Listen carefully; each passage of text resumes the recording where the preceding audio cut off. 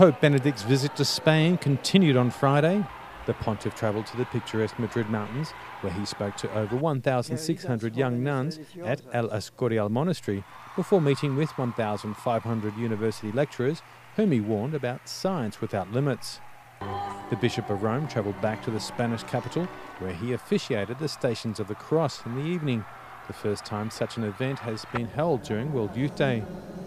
Each station was represented by Holy Week sculptures brought from across the country, some of which are over 400 years old.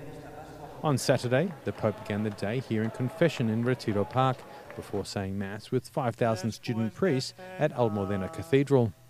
After lunch, hundreds of thousands of pilgrims braved the intense summer heat as they gathered at Cuatro Vientos airfield for the evening vigil. Just as the leader of the Catholic Church was about to begin his sermon, a thunderstorm began and he was forced to wait.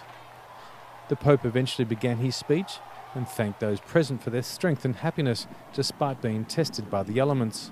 Gracias por esa alegría y resistencia.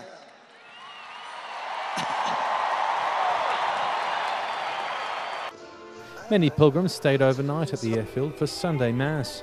With over 1 million people attending, the pontiff toured the grounds in the Pope Mobile, with organisers setting up extra facilities to cope with larger than expected crowds.